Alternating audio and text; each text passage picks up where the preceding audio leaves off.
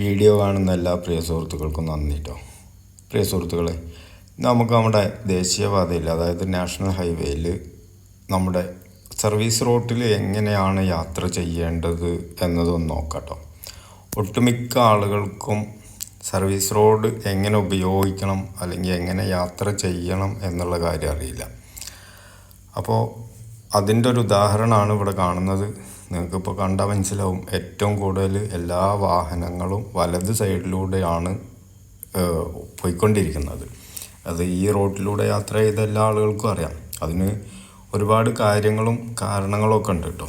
ഇനി നിയമപരമായിട്ട് ഈ റോട്ടിൽ എങ്ങനെ യാത്ര ചെയ്യണം എന്ന ഒരു നിയമപാലകൻ്റെ ഒരു വീഡിയോ കൂടി ഞാനിവിടെ നിങ്ങളുടെ മുന്നിൽ പങ്കുവയ്ക്കാം.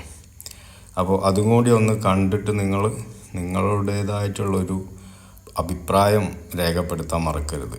കാരണം ഒരു നിയമപാലകൻ ഇങ്ങനെയാണോ ഇത്തരം കാര്യങ്ങളിലൊക്കെ ഇടപെടേണ്ടത്?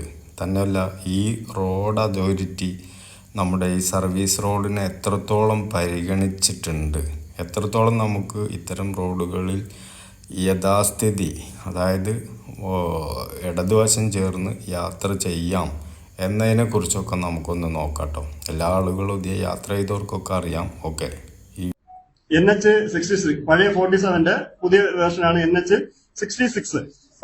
അതിന്റെ സൈഡ് റോഡ് എല്ലാം 2 വേ ആണ്. നമ്മൾ ഇടതുവശം ചേർന്ന് മാത്രമേ വാഹനം ഓടിക്കാവൂ. ഏത് റോഡിൽ നമ്മൾ വാഹനം ഓടിച്ചാലും ഇടതുവശം ചേർന്ന് ഓടിക്കാവൂ. പക്ഷെ ആൾക്കാർ ഞാൻ ഇവിടെ വന്നിട്ട് കാണുന്ന ട്രെൻഡാണിത്. ആൾക്കാർ പേടിച്ചിട്ട് ഇത് വൺ ഡേ ആണ്, എന്നെ വന്നിടിച്ചു കളയും, അത് ഞാൻ പതുക്കെ ഒതുങ്ങി വലതുവശം ചേർന്ന് അങ്ങ് പോകും, മറ്റേ സ്ലാബിന്റെ മുകളിൽ കൂടി. അവര് വിചാരിക്കണം എന്താ, അയ്യോ ഇത് വൺ ഡേ ആണ്, എന്നെ വന്ന് ഇടിച്ചു വയ്ക്കും എന്ന് പറഞ്ഞിട്ട് ഞാൻ വലതുവശം ചേർന്ന് പതുക്കെ, ഞാൻ ഒരുപാട് പ്രാവശ്യം കണ്ടിട്ടുണ്ട്. വൺ ഡേ അല്ല, സർവീസ് റോഡുകളൊന്നും വൺ ഡേ അല്ല, മെയിൻ റോഡ് മാത്രമേ. അപ്പം നിങ്ങൾ കേട്ടല്ലോ, നിയമം പ്രാവർത്തികമാക്കേണ്ട ഒരാളുടെ വാക്കുകളാണിത്. അദ്ദേഹം മൈക്ക് കിട്ടിയപ്പോൾ എവിടെയോ വെച്ച്, അദ്ദേഹം ആരാണെന്ന് എനിക്കറിയില്ല കേട്ടോ, ഇനി നിങ്ങൾക്കറിയുമെന്ന് എനിക്കറിയില്ല. അപ്പോൾ അദ്ദേഹം മൈക്ക് കിട്ടിയപ്പോൾ ആ മൈക്കിലൂടെ ഒന്ന് പറയാം. ഇനി ഇവിടെ നമുക്ക് മറ്റൊരു കാര്യം കൂടി ഞാൻ പ്രത്യേകം എടുത്തു പറയാം. ഈ റോഡിലൂടെ പോകുന്ന ഒരു യാത്രക്കാരനാണ് ഞാൻ. ഈ റോഡിൻ്റെ വർക്കിനേക്കാൾ മുന്നേ, ഒരുപാട് മുൻപ് തന്നെ ഈ റോഡിലൂടെ സ്ഥിരം യാത്ര ചെയ്യുന്ന ആളാണ്. പിന്നെ ഈ വർക്ക് കഴിയുമ്പോഴും അതേപോലെ ഇപ്പോഴും ഈ സർവീസ് റോഡുകളിൽ യാത്ര ചെയ്യുന്ന ഒരാളാണ് ഞാൻ. അതിവിടെ ഇത്രയും കർശനമായിട്ട് പറയാൻ കാരണം, ഇതിൽ നമുക്ക് പോലീസ് വാഹനം വരുന്നത് കാണാം. പോലീസുമാരുടെ ഒരുപാട് വണ്ടികളുണ്ടല്ലോ. മറ്റേ ഹൈവേ പോലീസ് ഉണ്ട്, അതായത് നമ്മുടെ സാധാരണ പോലീസ് ഉണ്ട്, അതുപോലെ തന്നെ നമ്മുടെ ഈ വെഹിക്കിൾ ഇൻസ്പെക്ടർമാരുണ്ട്. അങ്ങനെ ഒരുപാട് വാഹനങ്ങൾ ഇതിൽ പോകുന്നത് ഞാൻ ഇഷ്ടം പോലെ കണ്ടിട്ടുണ്ട്. അവരൊക്കെ ഇതേപോലെ ഈ വലതുവശം ചേർന്നിട്ട് മാത്രമാണ് ഇതിലൂടെ വണ്ടി ഓടിക്കുന്നത് ഞാൻ കണ്ടിട്ടുള്ളത്. അപ്പോൾ ആരെങ്കിലും ഒരാൾ ഇങ്ങനത്തെ ഒരു വീഡിയോ കണ്ടാൽ ഒരു സുപ്രഭാതത്തിൽ പെട്ടെന്ന് നമുക്ക് ഈ റോഡിൻ്റെ ഇടതുവശം ചേർന്ന് വണ്ടി ഓടിക്കാൻ കഴിയില്ല. അതിൻ്റെ ഏറ്റവും വലിയൊരു കാരണം, ഇതിൽ സ്ഥിരമായിട്ട് ഓടുന്ന ഒരുപാട് വാഹനങ്ങൾ, വലിയ വാഹനങ്ങൾ, ബസ്സൊക്കെ എന്ന് പറഞ്ഞാൽ ഒരു ദിവസത്തിൽ 3ഉം 4ഉം ഒക്കെ സർവീസ് നടത്തുന്ന ആളുകളായിരിക്കും. അത്തരം ആളുകൾ വരെ ഈ റൂട്ടിൽ വലതുവശം ചേർന്നാണ് ഓടിക്കുന്നത്. അപ്പോൾ ഏതെങ്കിലും ഒരാൾ അബദ്ധവശാൽ പെട്ടെന്ന് എൻ്റെ സൈഡ്, ഇപ്പം ഈ വീഡിയോ കണ്ടിട്ടായാലും ഇനി സൈഡ് അറിയുന്ന ഒരാളായാലും അബദ്ധവശാൽ വലത് സൈഡിലൂടെ വണ്ടി ഓടിച്ചാൽ ഒരുപക്ഷെ വലിയ അപകടങ്ങൾ ഉണ്ടാവാനുള്ള സാധ്യത ഉണ്ട്. അതായത് വലത് സൈഡിലൂടെ ഓപ്പോസിറ്റ് വരുന്ന വണ്ടിക്ക് നമ്മുടെ സൈഡ് യഥാർത്ഥത്തിൽ ഇടത് സൈഡാണെന്ന് കരുതി ആ സൈഡിലൂടെ വണ്ടി ഓടിച്ചാൽ വലിയ അപകടങ്ങൾ ഉണ്ടാവാനുള്ള സാധ്യത ഏറ്റവും കൂടുതൽ. അപ്പോൾ ഒരിക്കലും ഈ വീഡിയോ ഒന്നും കണ്ടിട്ട് നിങ്ങൾ ഉടനെ കയറി അങ്ങനെ വണ്ടി ഓടിക്കാൻ നിൽക്കരുത്. ഇവിടെ നമുക്ക് വേണ്ട എന്താണെന്ന് വെച്ചാൽ, നമ്മുടെ ഈ അധികാരികൾ ഇപ്പോഴും ഈ വർക്ക് നടക്കുമ്പോഴും, അതുപോലെ തന്നെ ഈ വർക്ക് ഇപ്പോൾ പകുതിയൊക്കെ ആയിട്ട് 3/4 അല്ലെങ്കിൽ 100%, 99% ആയി നിൽക്കുക.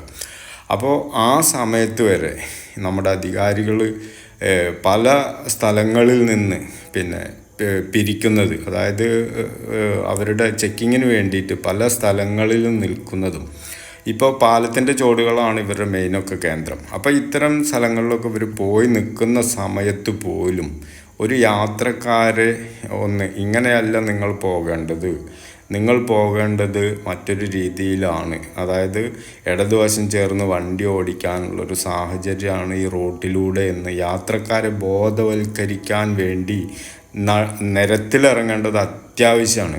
ആ നിരത്തിലിറങ്ങിയതിന് ശേഷം മാത്രമേ നമുക്കിവിടെ സൈഡ് ചേർത്ത് വണ്ടി ഓടിക്കാൻ പറ്റുള്ളൂ. അല്ലെങ്കിൽ ഇങ്ങനെ വല്ല വീഡിയോ കണ്ടിട്ട് വണ്ടി ഓടിച്ചാൽ ചിലപ്പോൾ അത് വലിയ ബുദ്ധിമുട്ടിലേക്ക് പോകും. അതിനൊരുപാട് കാര്യങ്ങളും കാരണങ്ങളും ഇനിയും നമ്മുടെ ഈ റോഡുകളിലുണ്ട്. ഒരു കാര്യം ഇവിടെ നിങ്ങൾ നോക്കുക, ഇതേപോലെ ചെറിയ ചെറിയ പൊത്തുകളിൽ നിന്ന് ഇവിടെ വലിയ ബസ്സിനൊന്നും പോകാൻ പറ്റില്ല കേട്ടോ. ഇത് അണ്ടർപാസ് എന്ന് പറഞ്ഞാൽ ചെറിയ വാഹനങ്ങൾക്ക് മാത്രം പോകാൻ പറ്റുന്ന ഒരു പൊത്ത് തന്നെ നമുക്ക് പറയാം. ഇത് കണ്ടോ, ഇതേപോലെ ഒരു വാഹനം ഇങ്ങോട്ട് വരികയാണ്. അപ്പോൾ ഈ വാഹനം വരുന്ന സൈഡിലാണ് നമ്മൾ യഥാർത്ഥ വശത്തിൽ നമ്മൾ വാഹനം ഓടിച്ചു പോകുകയാണെങ്കിൽ എതിരെ പോകേണ്ടത്. അപ്പോൾ ആ എതിരെ പോകുമ്പോൾ ഉണ്ടാകുന്ന പ്രശ്നങ്ങൾ എത്ര വലുതായിരിക്കും. ഇവിടെ വേറൊരു കാര്യം കൂടി നിങ്ങൾ മനസ്സിലാക്കണം. ഈ വരുന്ന വാഹനങ്ങൾക്ക്, അതായത് ഇതിൻ്റെ എതിരെ വരുന്ന വാഹനങ്ങൾക്ക് ഇവിടെ ഒരുപാട് സ്ഥലങ്ങളിൽ ഒരു മുന്നറിയിപ്പും ഇല്ല, ഹമ്പോ അതല്ലെങ്കിൽ ഒന്നുമില്ല. അപ്പോൾ ഇതേപോലെ തന്നെ നമ്മുടെ നാഷണൽ ഹൈവേയിൽ നിന്ന് എക്സിറ്റ് ആവുന്ന സൈഡും നമ്മൾ ചെല്ലുന്ന സൈഡും ഒരേ സൈഡാണ്. ആ സൈഡിൽ നമ്മൾ അങ്ങോട്ട് പോകുമ്പോൾ ഇന്ന സ്ഥലത്ത് എക്സിറ്റ് വരും എന്നതിൻ്റെ യാതൊരു സൂചനയും നമ്മുടെ റോട്ടിലില്ല. എന്നാലോ അവിടെ ആകെ കൂടി വെച്ചിട്ടുള്ള ഒരു ബോർഡ് എന്താണെന്ന് വെച്ചാൽ അതിലൂടെ ടേൺ അടിക്കരുത് എന്നുള്ള ഒരു ബോർഡ് മാത്രമാണ് അവിടെ കാണാൻ കഴിയുള്ളൂ. അതേപോലെ തന്നെ നമ്മുടെ ഈ സർവീസ് റോഡുകളിൽ ഒരു സ്പീഡ് നിജപ്പെടുത്തിയിട്ടില്ല. ഇത്ര ദൂരത്തെ പോകാവൂ, ഇത്ര സ്പീഡിലേ പോകാവൂ എന്ന ഒരു സ്പീഡ് നിജപ്പെടുത്തിയിട്ടില്ല. അപ്പോൾ ഇവിടെ നമ്മൾ പ്രത്യേകം പറയാൻ കാരണം, ഇതിലൂടെ ഇപ്പോൾ സ്ഥിരമായിട്ട് പോകുന്ന എനിക്കറിയാം, ചില ബസ്സുകളൊക്കെ കയറിയാൽ നമ്മുടെ ഈ പൂരത്തിനൊക്കെ പി അടിക്കുന്നത് പോലെ പിപ്പി എന്ന് പറഞ്ഞിട്ട് നമ്മളെ അങ്ങേയറ്റം സ്പീഡിലാണ് ഇതിലൂടെ വാഹനം വരിക. അപ്പോൾ നമുക്ക് എങ്ങോട്ട് മാറണം എന്നൊരു ഇതും കൂടി ഇവിടെ ചിന്തിക്കാൻ പറ്റില്ല. അതേപോലെ തന്നെ വലിയൊരു കാര്യമാണ്, നമ്മുടെ എല്ലാ ആളുകൾക്കും ഇതേക്കുറിച്ച് കൂടുതൽ അറിയാതെ നമ്മൾ വണ്ടി ഓടിക്കാൻ പോയാൽ നേരെ വരുന്ന വലിയ വാഹനങ്ങൾ, ബസ്, അതുപോലെ തന്നെ ലോറി, ഇത്തരം വാഹനങ്ങളുടെ മുന്നിൽ പോയിട്ട് അകപ്പെടും. നമുക്ക് പഴയ റോഡുകൾ എന്ന് പറഞ്ഞാൽ നമുക്കൊരു സൈഡിലേക്ക് എങ്ങോട്ടെങ്കിലും ഇനി നേരെ വരികയാണെങ്കിലും വല്ല ചാലിലേക്കെങ്കിലും ഇറക്കി രക്ഷപ്പെടാമായിരുന്നു. ഇപ്പം അത് പറ്റാത്ത സാഹചര്യമാണ്. കാരണം നമ്മൾ വരുന്ന സൈഡിൽ ഒരുപാട് എല്ലാ സൈഡിലും വാളുണ്ട്. അതിൻ്റെ പുറമെ ഈ വാള് കഴിഞ്ഞാൽ നേരെ പതിക്കുക വലിയ കുണ്ടിലേക്കും അതുപോലെ തന്നെ നമ്മുടെ ഹൈവേയിലെ ആ സ്പീഡ് ട്രാക്കിലേക്കുമാണ് നമ്മൾ അഥവാ വീഴുക. അപ്പോൾ അത് വലിയ ഒരു അപകടം തന്നെ വരുത്തി വയ്ക്കും. അപ്പോൾ അങ്ങനെയുള്ള സാഹചര്യങ്ങളൊക്കെ പേടിച്ചിട്ടാണ് ഈ ആളുകൾ വളരെ സൈഡൊതുങ്ങി ഈ വലതുവശം ചേർന്നിട്ട് റോങ് സൈഡ് തന്നെ ചേർന്നിട്ട് അത്രയും പേടിച്ചിട്ട് വരുന്നത്.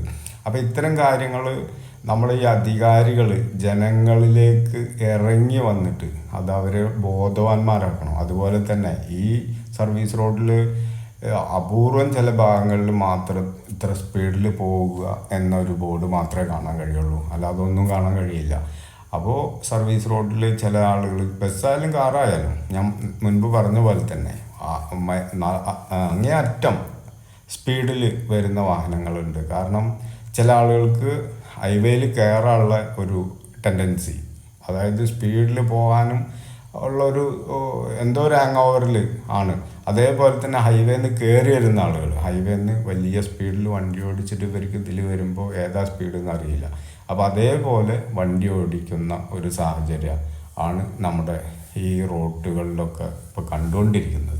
അപ്പോൾ ഇതിനെ ശരിയായ രൂപത്തിലാക്കണമെങ്കിൽ നമ്മുടെ ഈ സർവീസ് റോഡുകളിൽ അതാത് സ്ഥലങ്ങളിൽ ഒന്നുകിൽ സ്പീഡ് നിജപ്പെടുത്തുക, അതുപോലെ തന്നെ ആദ്യം നമ്മുടെ ഈ അധികാരികളെല്ലാവരും റോഡിലിറങ്ങി ഇന്ന സ്ഥലത്തിലൂടെ നിങ്ങൾ യാത്ര ചെയ്യണം എന്നൊരു അറിയിപ്പ് ജനങ്ങൾക്ക് കൊടുക്കണം. ജനങ്ങൾക്കറിയില്ല, കാരണം ഒരു സുപ്രഭാതത്തിൽ പെട്ടെന്ന് സാധാരണ ഒരു റോഡിൽ കൂടെ ഓടിച്ചുകൊണ്ടിരുന്ന ജനങ്ങൾക്ക് മേൽ പെട്ടെന്ന് വന്നൊരു സംഭവമാണിത്. അപ്പോൾ അന്ന് ഈ റോഡ് വരുമ്പോൾ ആരും ചിന്തിച്ചിട്ടില്ല എന്ത് ഓട്ടോറിക്ഷയും അതുപോലെ തന്നെ നമ്മുടെ ബൈക്കൊന്നും ഹൈവേ കയറാൻ പറ്റില്ല എന്നുള്ളൊരു വിവരമൊന്നും അന്ന് ആർക്കും അറിയില്ലായിരുന്നു. അപ്പോൾ അതൊരു വിഷയമുണ്ട്. അപ്പോൾ പെട്ടെന്ന് ഇങ്ങനെ ഒരു സംഭവം വന്നപ്പോൾ ജനങ്ങളൊക്കെ എന്ത് ചെയ്യണം എന്നറിയാത്തൊരു രൂപത്തിലാണ്. അപ്പോൾ ആ രൂപം മാറ്റിയെടുക്കണമെങ്കിൽ നമ്മുടെ അധികാരികൾ ഇവിടെ നിരത്തിലിറങ്ങി അവർ പിരിക്കാൻ മാത്രം ആത്മാർത്ഥത കാണിച്ചാൽ പോരാ, അതല്ലെങ്കിൽ മറ്റുള്ളവരെ കൊണ്ട് ഫൈൻ അടപ്പിക്കാൻ മാത്രം ആത്മാർത്ഥത കാണിച്ചാൽ പോരാ. ഇത്തരം കാര്യങ്ങളിൽ നിരത്തിലിറങ്ങി ജനങ്ങളെ ബോധവാന്മാരാക്കി, അതുപോലെ തന്നെ നമ്മുടെ സർവീസ് റോഡ് മനുഷ്യന് യാത്ര ചെയ്യാനുള്ളത് തന്നെയാണ് എന്ന ഒരു ബോധപൂർവം അവിടെ വേണ്ടുന്ന സ്ഥലത്തിൽ ബോർഡുകൾ സ്ഥാപിക്കുക, ഇന്ന സൈഡിലൂടെ യാത്ര ചെയ്യുക. ആദ്യമായിട്ട് തന്നെ നമുക്കത് വെക്കേണ്ടി വരും, കാരണം എല്ലാവരും അജ്ഞരാ. അതുകൊണ്ട് നിങ്ങൾ ഇടതുവശം ചേർന്ന് മാത്രം വണ്ടി ഓടിക്കുക എന്ന ബോർഡ് തന്നെ സ്ഥാപിക്കേണ്ടി വരും. കാരണം നമുക്ക് ഒരാളോ രണ്ടാളോ പറഞ്ഞ് മനസ്സിലാക്കിക്കേണ്ട ഒരു സാഹചര്യമല്ല. അതുപോലെ തന്നെ ഏറ്റവും കൂടുതൽ വലിയ വാഹനങ്ങൾ നല്ലതുപോലെ സ്പീഡ് വളരെ കുറയ്ക്കേണ്ട ഒരു സാഹചര്യം ഉണ്ട്. കണ്ടോ, ഇപ്പം ഈ ബസ്സൊക്കെ ഇതേമാതിരി വരുമ്പോൾ നമ്മൾ എങ്ങോട്ടെങ്കിലും ഇപ്പം രണ്ട് സൈഡിലേക്കും ഒന്ന് ഒഴിക്കാൻ പറ്റാത്ത ഒരു റോഡാണ്. കാരണം നമ്മളിപ്പോൾ നേരെ ഈ ഇടത് സൈഡിന് പോവുകയാണെങ്കിൽ ഈ സൈഡ് വാളിൽ നമ്മളെ കൊണ്ടുപോയി അങ്ങോട്ട് മുട്ടിക്കും. അതേപോലെ തന്നെ ഇപ്പുറത്തെ സൈഡ് ഒരു ഒഴിവുമില്ലാത്തൊരു ഭാഗം ഫുട്പാത്തിൻ്റെ വലിയൊരു കെട്ടാണ്, മറ്റേ ഭാഗം വലിയ ഒന്നുകിൽ ഇതേമാതിരി നമ്മുടെ ബാരിക്കേഡുകളുള്ള സ്ഥലം, അതല്ലെങ്കിൽ നമുക്ക് അവിടെ വലിയ പാലത്തിൻ്റെ സൈഡ് വാള്. അങ്ങനെയാണ് നമ്മുടെ ഈ റോഡുകളിൽ മൊത്തത്തിലുള്ളത്. ഒഴിഞ്ഞു മാറാൻ എങ്ങോട്ടും സ്ഥലമില്ല. തന്നെയല്ല അഥവാ ഒന്ന് ഫോൺ ചെയ്യാൻ വണ്ടി സൈഡാക്കാൻ പോലും പറ്റാത്ത ഒരു രൂപത്തിലാണ് നമ്മുടെ ഈ റോഡ് ഇന്ന് നിലനിൽക്കുന്നത്.